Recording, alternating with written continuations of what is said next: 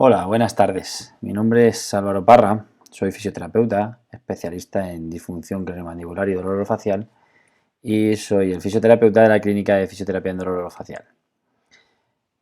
Voy a proceder a explicar intentando adaptar el vocabulario lo más posible a los pacientes. Esta es una explicación para que ellos puedan llegar a entender qué les sucede dentro de la articulación. Encontramos muchos pacientes con problemas en la articulación que han escuchado y han leído un montón de información, muchas veces que no se ciñe a la realidad científica y actual que rodea a esta estructura. Entonces, es el momento de dejar de lado las opiniones personales y mostrar un poco de ciencia alrededor de esta circunstancia, para tratar de esclarecer qué es lo que realmente sucede. Bueno, para generar un diagnóstico en torno a la articulación existen unos criterios diagnósticos y unas escalas de valoración preestablecidas. Es decir, aquí no vale la opinión personal, sino los datos objetivables, con una serie de datos subjetivos que también condicionan a esos otros y que en torno a ellos establece un diagnóstico. Dentro de los índices que tenemos para medir las alteraciones dentro de la articulación, los problemitas, las patologías que puedan surgir en esta articulación, encontramos una serie de índices y de escalas que se han ido desarrollando a lo largo de los años. He traído simplemente estas 5 que son fundamentalmente las de más preponderancia en este caso, pero para sobre todo esclarecer que en la actualidad, en el año 2020, no sirve nada que no sea esta última, la IDD-CF, el índice de discapacidad y dolor craneofacial.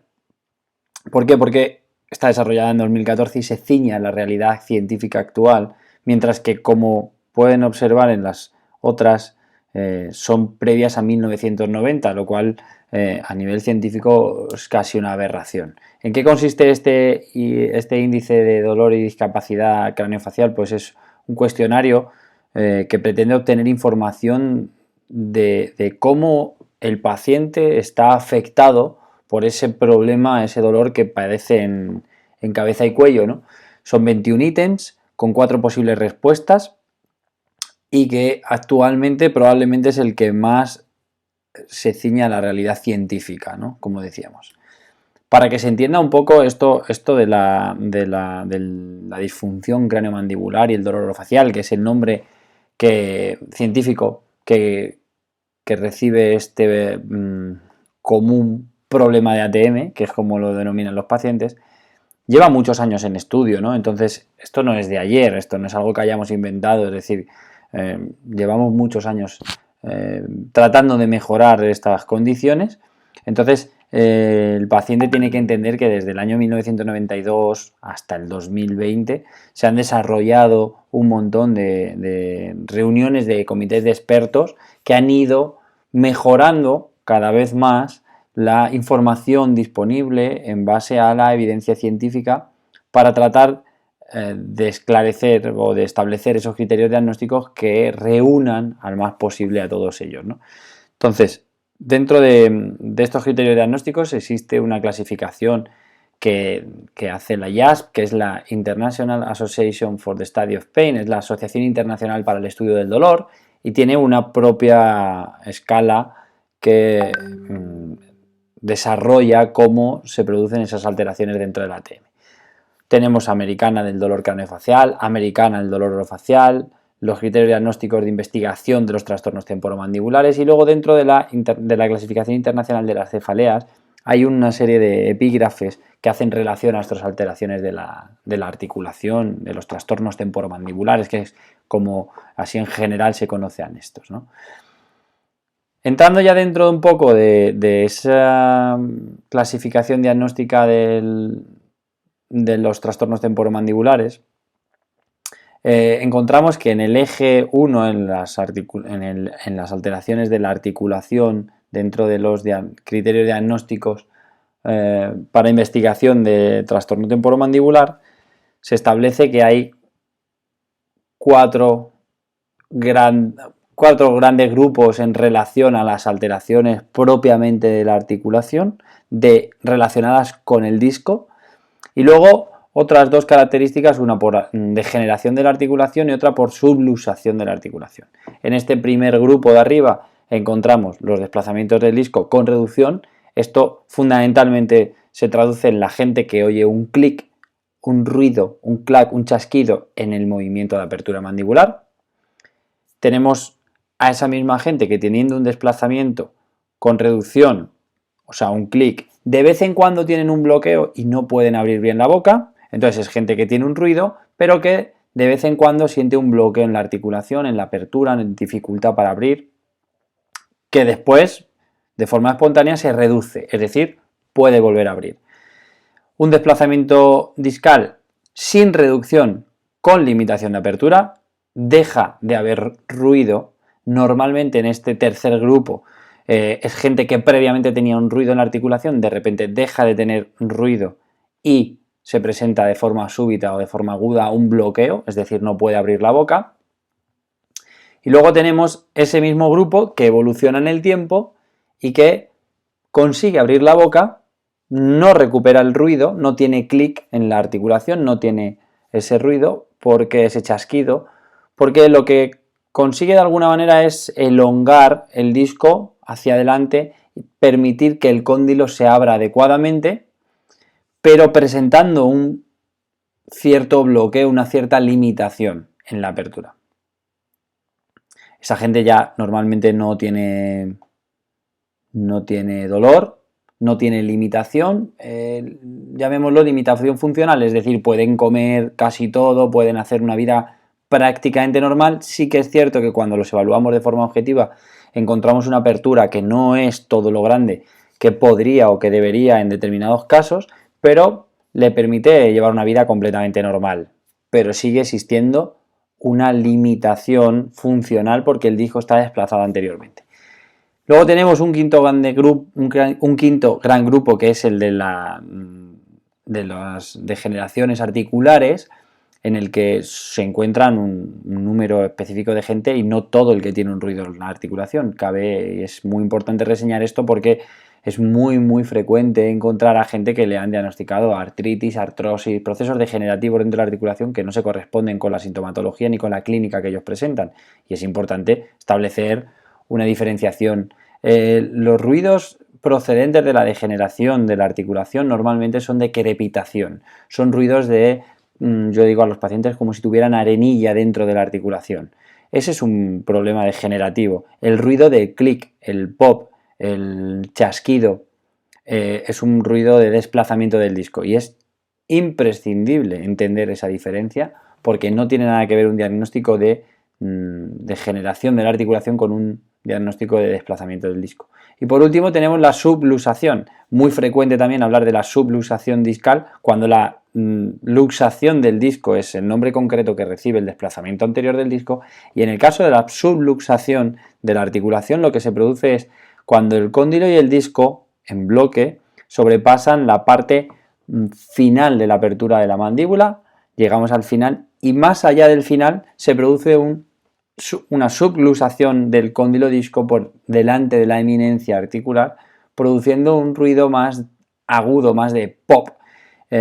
Además es una sensación de necesitar hacer un extraño movimiento para poder cerrar la boca. Y esto normalmente se produce con más frecuencia en mujeres que en hombres porque tienen una tendencia a ser más laxas que los hombres y tienen más facilidad para sobrepasar ese cenit de la eminencia articular. Bueno, si entramos un poco más ya en detalle, sin tampoco hacer un desarrollo completo de estos criterios diagnósticos, el paciente que tiene un desplazamiento del disco con reducción, durante la apertura y el cierre tiene un ruido que se detecta con la palpación y a veces él solo puede oírse desde fuera o es necesario palpar al paciente para sentirlo, y puede ser en la derecha, en la izquierda, en las dos, y puede producirse durante el movimiento de apertura o cierre, incluso durante los movimientos de protusiva, que es llevar la mandíbula hacia adelante. No es necesario hacer una prueba por imagen para diagnosticar esto. La prueba por imagen, en caso de necesitar hacerlo, es una resonancia magnética. Nunca valdría con una radiografía, jamás en una radiografía podemos evidenciar el tejido blando. Por tanto, una radiografía no se puede diagnosticar este tipo de desplazamiento del disco. Y es un paciente que a priori es asintomático. A día de hoy, este tipo de pacientes no requieren ni siquiera un tratamiento, requieren una vigilancia de que esos síntomas no se agraven o empeoren. En ocasiones se puede hacer con ellos ejercicio que ayude a mejorar ese movimiento de la articulación, a veces evitar ese ruido y evitar, ¿por qué no?, el empeoramiento de esa situación, pero no son susceptibles a priori de un tratamiento específico sobre la articulación. Cuando ese desplazamiento del disco produce ya un bloqueo intermitente, hay un ruido, de la misma manera que antes había un ruido durante el movimiento de apertura y cierre, se puede detectar con la palpación o incluso a veces acercándonos a la boca del paciente pidiéndole que haga esos movimientos. Y además el paciente refiere que en determinados momentos del día, bien sea por la mañana, al despertar, por la noche, hay situaciones de bloqueo momentáneas en las que pasados unos minutos, quizá una hora a lo sumo, el paciente recupera la capacidad de abrir la boca bien. Normalmente es un paciente que también es asintomático en cuanto al dolor, no tiene dolor, pero en este caso ya necesitaríamos empezar a hacer algún tipo de tratamiento para tratar de evitar que la evolución de este cuadro fuera un bloqueo agudo y constante de la mandíbula. En este caso, de la misma manera, la radiografía no valdría absolutamente para nada y necesitaríamos hacer una resonancia magnética para poder evidenciar realmente dónde está el disco, si está interfiriendo en el movimiento normal de la articulación o no. El desplazamiento discal sin reducción con limitación de la apertura es evidente, no podemos abrir la boca porque el disco está puesto por delante del cóndilo y cuando el cóndilo trata de abrir, choca. Es un paciente que refiere que tenía un clic normalmente en la mayor parte de las ocasiones, tenía un ruido en la articulación que desapareció de manera repentina y que con esa desaparición se instauró una situación de bloqueo, no puede abrir la boca. Es una limitación funcional y severa y además en muchas ocasiones va acompañada de dolor, porque se empieza a producir una inflamación de ciertos tejidos dentro de la articulación que genera un dolor normalmente muy localizado a punta de dedo en la zona de la articulación, normalmente en el final de ese movimiento de apertura con la limitación que tenga, empieza a sentir ese dolor. Si nos vamos al desplazamiento discal sin reducción, sin limitación en la apertura, es un paciente que normalmente previamente ya sintió esa limitación de la que hemos hablado antes, pero eso evolucionó, no tuvo mucho dolor, no requirió ninguna intervención a lo mejor, y entonces fue evolucionando de forma pasiva hasta encontrarse con una capacidad funcional bastante buena de apertura, que puede comer, que puede masticar y que no encuentra una limitación grande al movimiento. Este es un paciente, por tanto, que puede abrir la boca porque el cóndilo está empujando el disco demasiado hacia adelante, lo está deformando y está, gracias a eso, adquiriendo un cierto grado de apertura que no suele ser el normal, que se suele ver disminuido cuando hacemos la medición objetiva, pero que para el paciente es en muchas ocasiones funcional, permite comer. Para confirmar este diagnóstico necesitamos una resonancia magnética. De la misma manera, cualquier otra prueba diagnóstica por imagen no es válida, ni el TAC ni la radiografía. Y normalmente el paciente suele tener una limitación evidente porque un paciente normal abre entre 45 y 55 milímetros de apertura. Evidentemente hay casos que abren menos de 45, pero son los menos. Y en este caso este paciente sí que está rondando los 40, los 35, los 40, los 42. Entonces eso te hace sospechar que ahí hay algo que quizá no esté bien. Cuando le preguntas por una historia previa, él te cuenta normalmente que hubo una situación de bloqueo agudo, que duró quizá hasta más de un mes y que eso fue evolucionando favorablemente y permitiéndole la apertura. Entonces es un paciente que no acudió a consulta en su momento y que ahora pues es funcional, por tanto hay que replantearse las opciones terapéuticas que tenemos. En cuanto a la degeneración, la artritis, la artrosis, todos esos procesos degenerativos de la articulación que se están produciendo en el cóndilo, en el cóndilo, no en el disco, producen ese ruido de crepitación, de arenilla dentro de la articulación durante el movimiento, durante cualquiera de los movimientos de la articulación. En ocasiones va acompañado de dolor, lo que pasa es que si el proceso degenerativo es muy avanzado ya hay veces que el dolor no es evidente. Para diagnosticar esto sí que se necesita confirmar mediante en este caso sí valdría, no quizá una radiografía porque sería muy poco objetiva y muy poca información la que nos aportaría, quizá un TAC, un TC y por supuesto una resonancia magnética, que podríamos ver las esclerosis que se están formando y los osteofitos que se están formando en la corteza del cóndilo, ¿no? En la corteza del hueso del cóndilo. Y por último, la subluxación, como os decía, es un movimiento que sobrepasa los 55 milímetros de apertura, en ocasiones hasta 65, es una apertura excesiva, muy grande, y que va acompañada de un ruido, de un clock al final del movimiento, que es ese pop, es esa subluxación que se produce y es el complejo cóndilo-disco el que lo hace. Para terminar y para continuar, ¿por qué no? El dolor muscular asociado a este tipo de alteraciones es fundamental también entenderlo, porque no entenderíamos nada de lo anterior cuando va acompañado de un dolor irradiado, difícil de localizar, todas esas características fundamentales que tiene el dolor muscular. El dolor, como hemos dicho, articular, está localizado a punta de dedo en una zona muy concreta durante el movimiento de apertura. En el caso del dolor muscular es un dolor difuso, difícil de localizar, que va y viene, que unas veces está, otras desaparece, tiene otras características, ¿no? Dentro de eso, en estos criterios diagnósticos existe esta diferenciación entre la mialgia con dolor referido, la artralgia y el dolor de cabeza atribuido a problemas de la articulación, de la mandíbula y el cuello, ¿no? No estoy absolutamente de acuerdo en esta clasificación, pero es bastante buena para establecer al menos unos mínimos, ¿no? Tenemos una mialgia que tiene una validación, una sensibilidad y una especificidad del 90 y del 99%, es decir, es completamente válida para diagnosticar de forma aislada este problema, ¿no? Es cuando el paciente tiene un dolor en la zona de la articulación, en el oído, en el pabellón auditivo, ¿no? Delante hasta del ojo, mandíbula, y que además se ve modificada en ocasiones por el movimiento de la mandíbula y que además cuando palpamos la musculatura confirmamos esa aparición del dolor localizada en los músculos masetero, temporales, son los más frecuentes. Por tanto,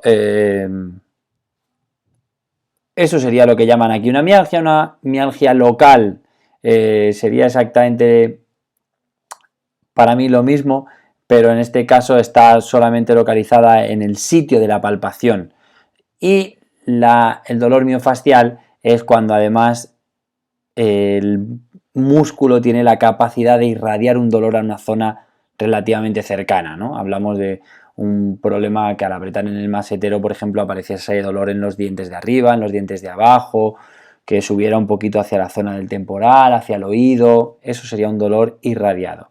Entonces, tienen esta tendencia a hacer esa diferenciación, es fundamental, porque no es lo mismo el dolor local, localizado en el propio músculo y punto, que cuando ya ese dolor se empieza a irradiar. Y por último tenemos las artralgias, que como vemos aquí también tiene una especificidad y una sensibilidad muy muy alta. El origen del dolor está en la articulación y se ve reflejada cuando hay un movimiento en la propia articulación. Y por último, estos dolores de cabeza atribuidos a problemas de cabeza y cuello, que son esas cefaleas o especies de cefaleas, esos dolores que van hacia la zona temporal, hacia la zona frontal, hacia la zona suboccipital y que además están relacionados o son secundarios en muchas ocasiones a la musculatura masticatoria. Son muy, muy, muy frecuentes y prevalentes. Hay que tenerlos muy, muy en cuenta porque son cefaleas secundarias. Es decir, no es una cefalea porque suceda nada en la cabeza, sino que es la musculatura la que está provocando este dolor de cabeza. Diría incluso que la prevalencia de este tipo de dolores de cabeza es altísima en la población general.